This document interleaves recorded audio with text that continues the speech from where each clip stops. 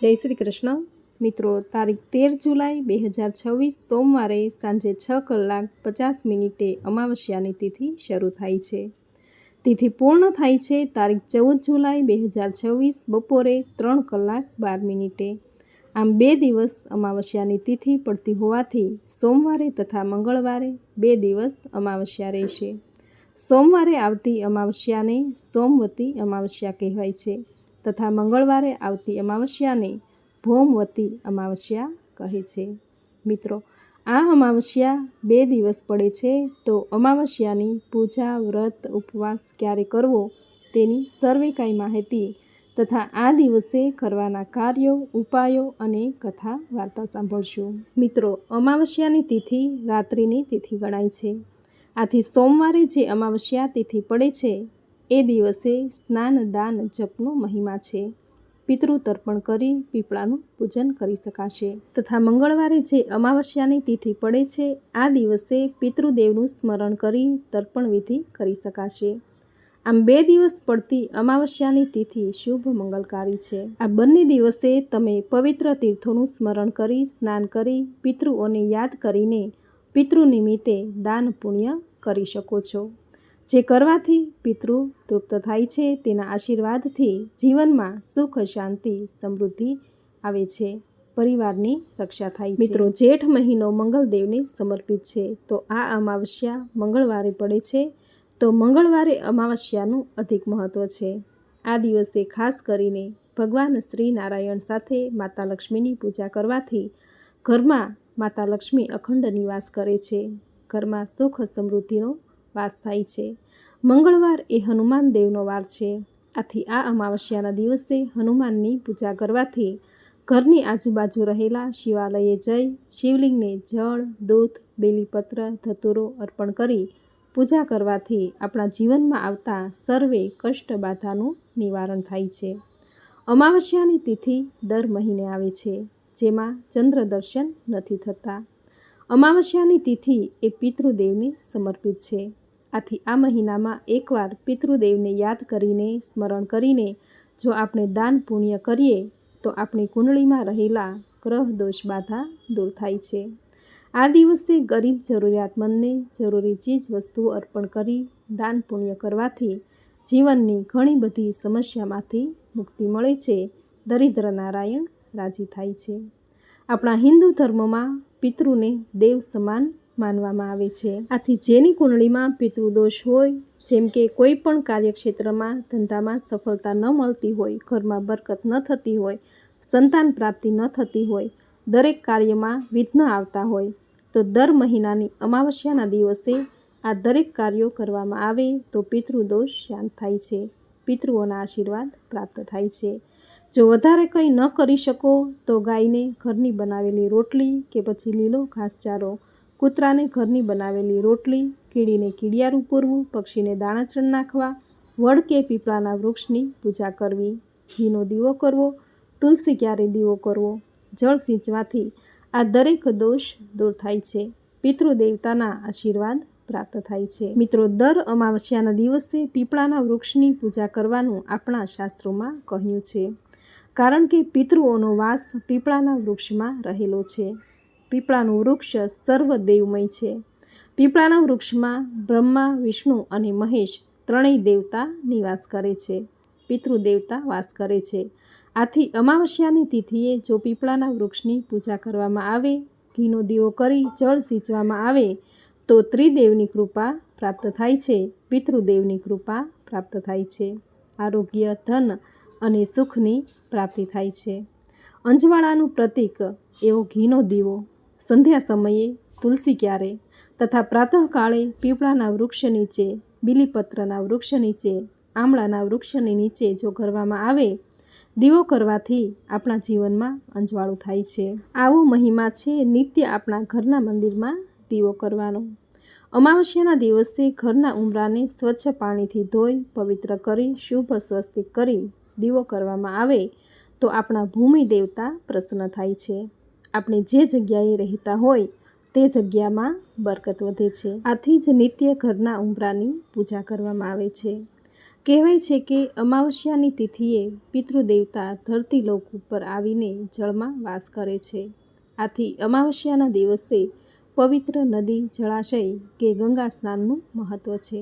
પરંતુ જો આપણે પવિત્ર નદી કે ગંગા સ્નાન ન કરી શકીએ તો ઘરે નહાવાના પાણીમાં ગંગાજળના ટીપા ઉમેરી પવિત્ર નદીનું સ્મરણ કરી સ્નાન કરવાથી પવિત્ર નદી, જળાશય કે ગંગા સ્નાન કર્યાનું પુણ્ય ફળ પ્રાપ્ત થાય છે. આ રીતે સ્નાન કાર્યથી પરવારી ભગવાન સૂર્યનારાયણ, જે આપણા આદિદેવ છે, તેમને જળનું અધર્ય આપી નમસ્કાર કરવા, ગાયત્રી મંત્રના જપ કરવા, જે કરવાથી આપણા પિતૃઓને આત્માને શાંતિ મળે છે, મોક્ષની પ્રાપ્તિ થાય છે. જો શક્તિ હોય તો દર અમાવસ્યાના દિવસે મંદિરે જઈને અથવા તો બ્રાહ્મણોને દાન દક્ષિણા કે પછી કાચા સીધાનું દાન કરવું. કહેવાય છે કે અમાવસ્યા કે એકાદશીના દિવસે કાચા સીધાનું દાન કરવાથી નવગ્રહ દોષ પીડા દૂર થાય છે. જેની કુંડળીમાં નવગ્રહ દોષ હોય તો તેમણે દર એકાદશી તથા અમાવસ્યાના દિવસે કાચા સીધાનું દાન જરૂર કરવું. અમાવસ્યાની તિથિએ નકારાત્મક શક્તિ પૃથ્વી ઉપર હાવી હોય છે. આથી આ દિવસે કોઈની સાથે નકારાત્મક વાતો ન કરવી, કોઈની નિંદા કુથલી ન કરવી, હંમેશા સત્ય બોલવું, વાણીથી શુભ બોલવું. જેની કુંડળીમાં કાલસર્પ દોષ હોય તો તેમણે અમાવસ્યાના દિવસે ભગવાન મહાદેવની પૂજા કરવી. ભગવાન મહાદેવ કે જે નાગનાથ મહાદેવ છે, કાલના પણ કાલ છે. દૂધ, જળ, બીલીપત્ર, કાળા તલ વગેરે અર્પણ કરી આ દિવસે શિવ મંદિરે દળતું નાળિયેર મહાદેવના મંદિરે મૂકી દેવું અને પ્રાર્થના કરવી કે હે પ્રભુ, હે પાર્વતી પતિ, અમારા સઘળા દોષ પાપનું હરણ કરી અમને ક્ષમા કરજો. ઓમ નમઃ શિવાય બીજ મંત્ર તથા ઓમ પિતૃદેવતાય નમઃ આ મંત્રનો જપ કરવો. અમાવસ્યાની તિથિના સ્વામી શનિદેવ પણ છે, જે ન્યાયના દેવતા છે. આથી જેની કુંડળીમાં શનિ દોષ છે, સાડાસાતી, ઠૈયા, પનોતી વગેરે ચાલી રહી છે, તો તેમણે અમાવસ્યાના દિવસે શનિદેવની પૂજા કરવી, શનિ ચાલીસાના પાઠ કરવા, શનિદેવને જલેબીનું નૈવેદ્ય ધરાવવું. આ રીતે અમાવસ્યાના દિવસે પવિત્ર નદી, જળાશય કે ગંગા સ્નાન કરી પૂજા પાઠ કરી દાન પુણ્ય કરવામાં આવે તો જીવનમાં સુખ, શાંતિ, સમૃદ્ધિ આવે છે. આ દિવસે કરેલું સ્નાન, દાન, શ્રાદ્ધ સઘળું અક્ષય થઈ જાય છે. આવો મહિમા છે અમાવસ્યાના દિવસે સ્નાન, દાન, ધ્યાન, પૂજા પાઠ કરવાનો. તો મિત્રો, આ હતું અમાવસ્યાનું મહાત્મ્ય, આ દિવસે કરવાના કાર્યો, ઉપાયો. અને હવે સાંભળશું સોમવતી અમાવસ્યાની કથા. બોલો શક્તિપતિ ભગવાન મહાદેવની જય. એક ગામમાં બ્રાહ્મણી રહેતા હતા. બંને ઘણા ધાર્મિક. તેના આંગણે આવનાર ક્યારેય ભૂખ્યું ન જતું. તેને 7 દીકરા અને 1 દીકરી હતી. સાથે વહુ પણ સાસુ સસરાની મર્યાદામાં રહેતી અને તેની સેવા ચાકરી પણ કરતી. એક દિવસની વાત છે. એક મહાત્મા તેના આંગણે પધાર્યા. વહુએ દક્ષિણા આપી અને દીકરીએ પણ દક્ષિણા આપી. મહારાજે 7 વહુને અખંડ સૌભાગ્યવતીના આશીર્વાદ આપ્યા, જ્યારે દીકરીને ધર્મવતી ભવ તેવા આશીર્વાદ આપ્યા. આ સાંભળતા જ દીકરી આશ્ચર્ય પામ્યા અને તેણે સાધુ મહાત્માને વિનંતી કરી કે હે મહારાજ, મારી દીકરીને અખંડ સૌભાગ્યવતીને બદલે આવા આશીર્વાદ કેમ આપ્યા? ત્યારે સાધુ બોલ્યા કે જ્ઞાનવતીના ભાગ્યમાં વૈધવ્ય લખાયેલું છે. સપ્તપદીના સમયે જ જ્ઞાનવતીના પતિનું મૃત્યુ થશે. આટલું સાંભળતા જ દીકરી રુદન કરવા લાગ્યા અને આજીજી કરવા લાગ્યા કે હે મહારાજ, કૃપા કરી મને આનો ઉપાય બતાવો કે મારી દીકરી અખંડ સૌભાગ્યવતી રહે. મહારાજ બોલ્યા કે કાળને ટાળવાનો કોઈ ઉપાય નથી, પરંતુ હા, એક રસ્તો છે. જે સિંહલ દ્વીપમાં રહેતી સોમાધોબણ જો લગ્નના દિવસે હાજર હોય તો જ્ઞાનવતીનું સૌભાગ્ય અખંડ રહેશે. સાધુ તો આટલું કહી ચાલ્યા ગયા. બધા વિચારમાં પડી ગયા કે હવે શું કરવું? સિંહલ દ્વીપ પહોંચવું શી રીતે? ભયંકર જંગલો, સાગર, ખીણો, પહાડ ઓળંગીને જવું કઈ રીતે? જીવ જોખમમાં મૂકીને જવા કોઈ તૈયાર ન હતું. આખરે નાનો ભાઈ મોહન તૈયાર થયો. ભાઈ બહેન ભગવાનનું નામ લઈ ચાલી નીકળ્યા. સંકટ ભરેલો રસ્તો હતો. બંને ભાઈ બહેન જંગલ, પહાડ, ખીણો પાર કરી સાગર કિનારે આવી પહોંચ્યા. બંને થાકી ગયા હતા. આગળ જવાની જરા પણ હિંમત ન હતી અને હવે તો સાગર મહાસાગર પણ પાર કરવાનો હતો. તે પાર શી રીતે કરવો?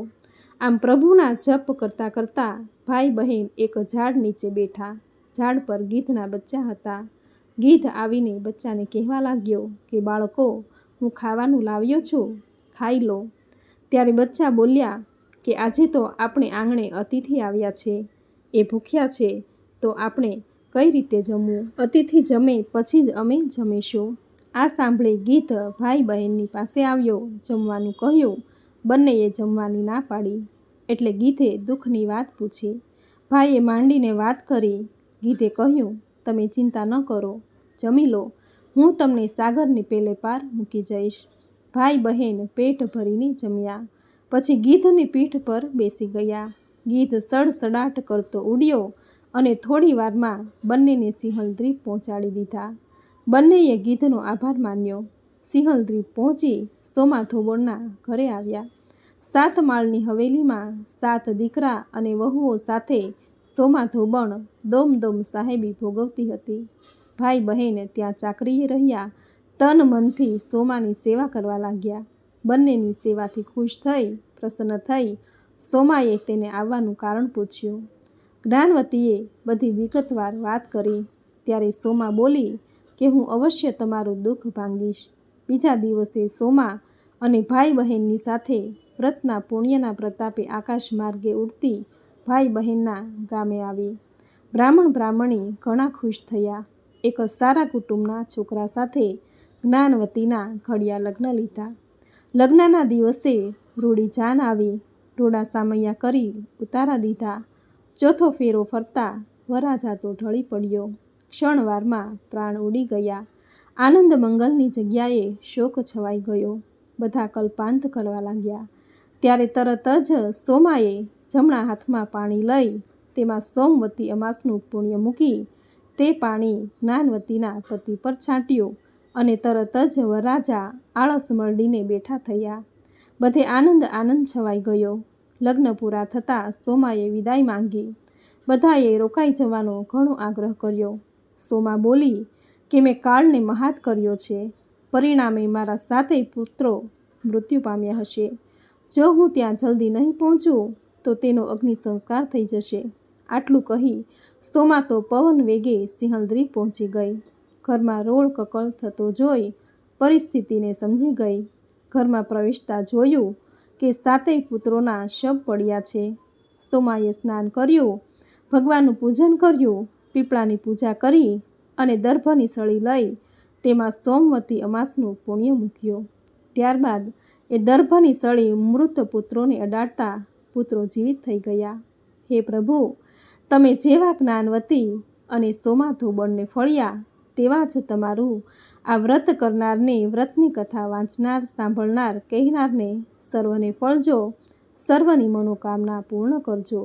તો મિત્રો, આ હતું સોમવતી અમાવસ્યાનું મહાત્મ્ય. વ્રતની પૂજન વિધિ, આ દિવસે કરવાના કાર્યો, ઉપાયો તથા વ્રતની કથા જે તમે પૂરી શ્રદ્ધાથી અંત સુધી સાંભળી, જે સાંભળવી તમને જરૂર ગમી હશે. તો વિડીયોને લાઈક કરી કોમેન્ટમાં જય શ્રી હરિવિષ્ણુ, જય મા લક્ષ્મી, જય ભોળાનાથ, જય પિતૃદેવ જરૂર લખજો. ચેનલ પર નવા છો તો ચેનલ સબસ્ક્રાઈબ કરી બાજુમાં બેલ આઇકન પ્રેસ કરી દેજો, જેથી આપણા આવતા દરેક નવા વિડીયોની નોટિફિકેશન તમને મળતી રહે. તો ફરી મળીશું આવી જ નવી ધાર્મિક માહિતી, નવી ધાર્મિક કથા સાથે. ત્યાં સુધી આપ સૌને મારા જય શ્રી કૃષ્ણ.